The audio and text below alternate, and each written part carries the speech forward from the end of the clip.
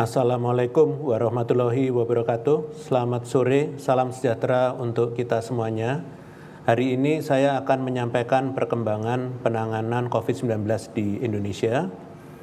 Pemerintah melalui Kementerian Dalam Negeri telah mengeluarkan Instruksi Menteri Dalam Negeri nomor 60 tahun 2021. Berdasarkan Inmendagri ini, PPKM di wilayah Jawa Bali akan diperpanjang hingga tanggal 29 November dengan ketentuan sebagai berikut. Untuk persyaratan pelaku perjalanan dalam negeri, yaitu PPDN, mengikuti aturan yang dikeluarkan oleh Satgas Penanganan COVID-19, yaitu Surat Edaran nomor 21 tahun 2021 tentang ketentuan perjalanan orang dalam negeri pada masa pandemi. Surat edaran ini berlaku untuk seluruh level PPKM. Selanjutnya, Inmendagri nomor 60 tahun 2021 juga mengatur penyelenggaraan kompetisi Borobudur Marathon yang akan diselenggarakan di Kabupaten Magelang tanggal 27 sampai dengan 28 November 2021. Kompetisi ini akan menerapkan sistem bubble to bubble.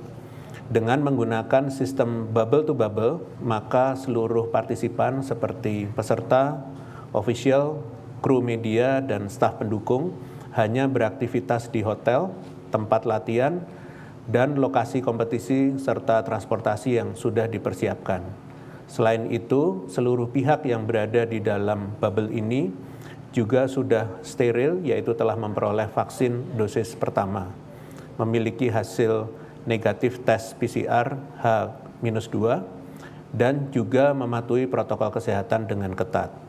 Seluruh partisipan seperti peserta, official, kru media, dan staf pendukung juga akan menggunakan Peduli Lindungi untuk screening di lokasi kompetisi dan latihan. Penonton tidak diperbolehkan menonton secara langsung atau melakukan nonton bareng. Sedangkan untuk PPKM di luar Jawa Bali akan berlaku sama hingga tanggal 22 November 2021 dan akan diperbaharui penyesuaiannya pada tanggal 23 November mendatang. Pada hari ini saya akan menyampaikan perkembangan COVID-19 di Indonesia jika dibandingkan dengan negara lain serta perkembangan di tingkat nasional.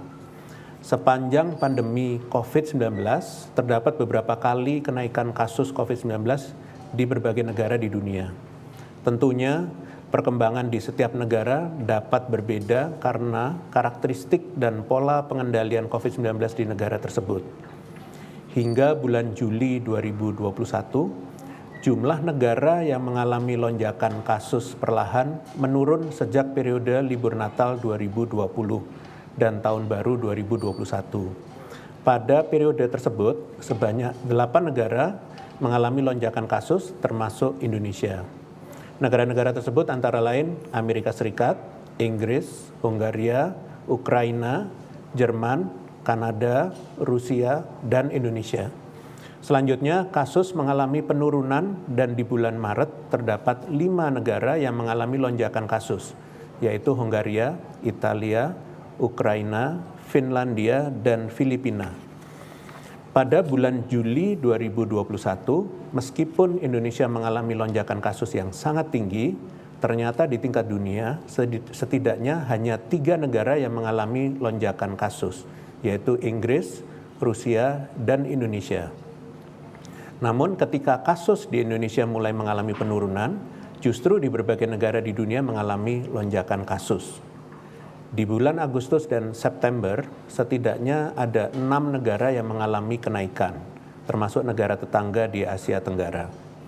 Negara-negara tersebut adalah Inggris, Finlandia, Malaysia, Thailand, Filipina, dan Jepang.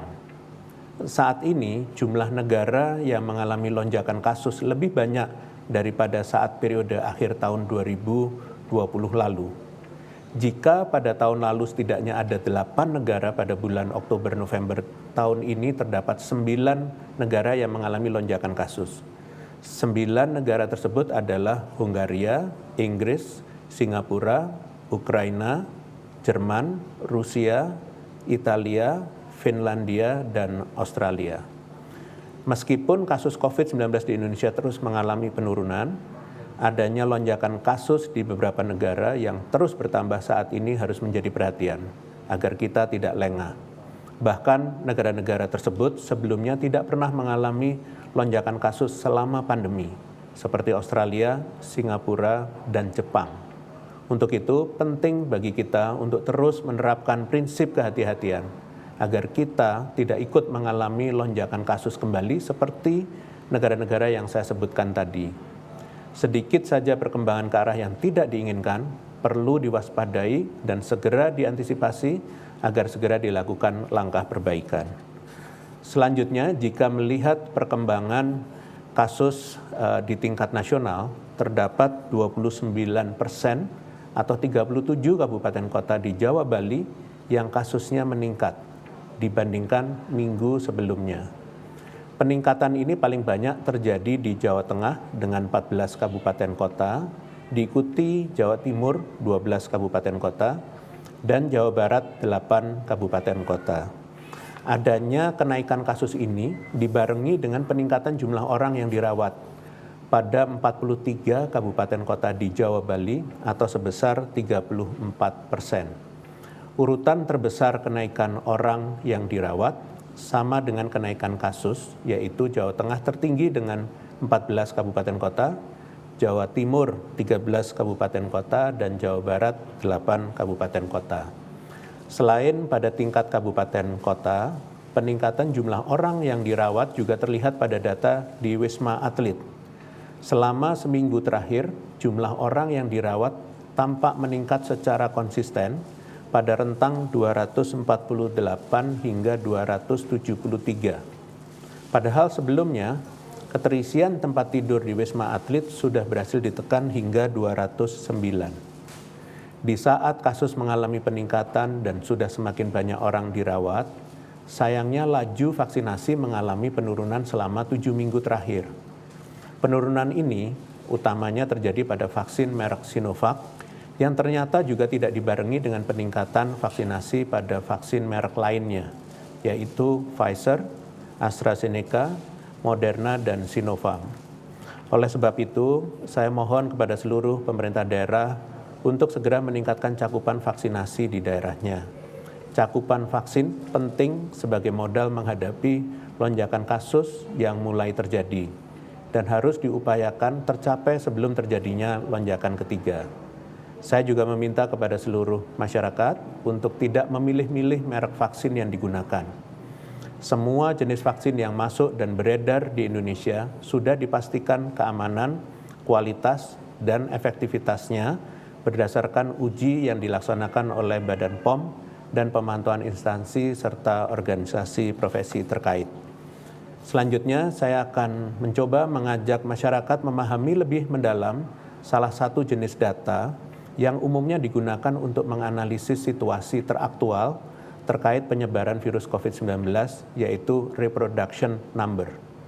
Angka ini penting untuk diperhatikan selain angka kasus, angka kematian, dan angka fatalitas untuk menjadi dasar penentuan upaya pengendalian COVID-19 yang tepat. Reproduction number atau angka reproduksi adalah rata-rata banyak orang yang terinfeksi akibat terpapar dari satu orang yang positif atau sakit. Angka ini berguna untuk menggambarkan kemampuan penyebaran suatu penyakit.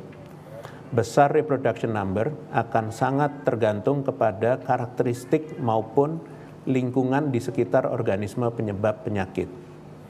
Umumnya, setiap jenis penyakit memiliki basic reproduction number atau R0, yaitu nilai tetap kemampuan penyebaran penyakit dalam situasi tanpa disertai intervensi pencegahan tertentu.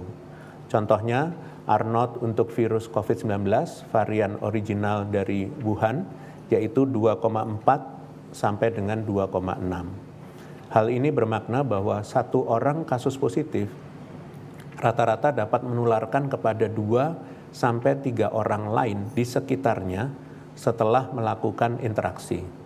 Sedangkan RT atau RT, Effective Reproduction Number, adalah angka reproduksi penyakit setelah adanya intervensi. Semakin tinggi reproduction number suatu penyakit, maka akan semakin besar peluang jumlah kasus positif terus meningkat, begitu juga sebaliknya. Umumnya, reproduction number di atas 1 menyebabkan penambahan kasus yang berlipat atau eksponensial.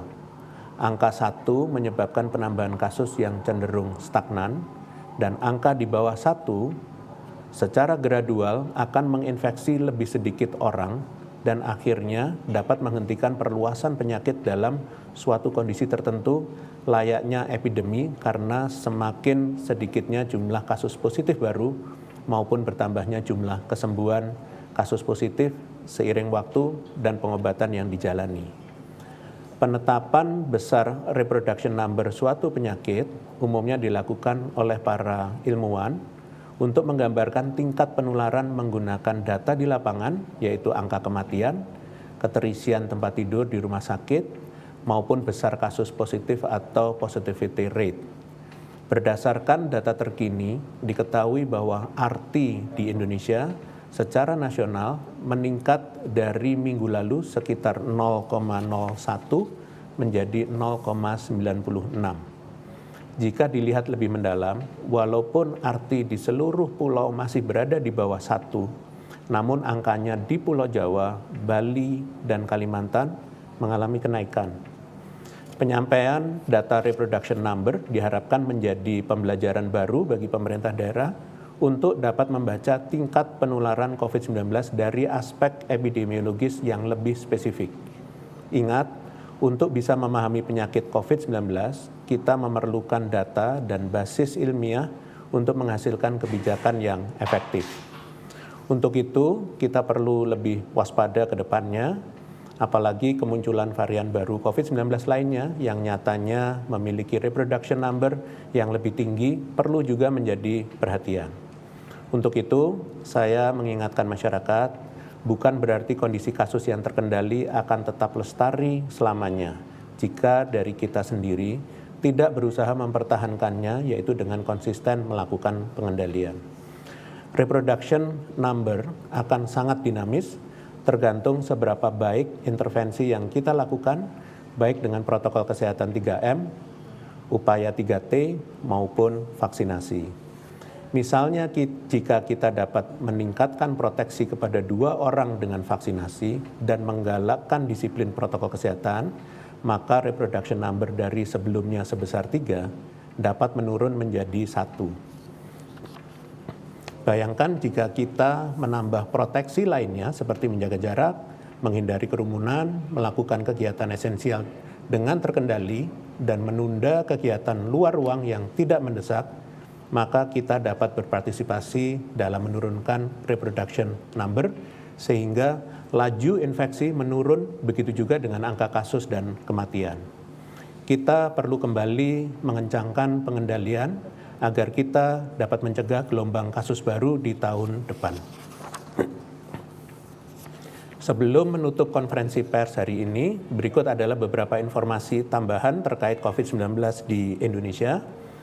Cakupan vaksinasi dosis kedua di tingkat nasional sudah mencapai 40% populasi di Indonesia.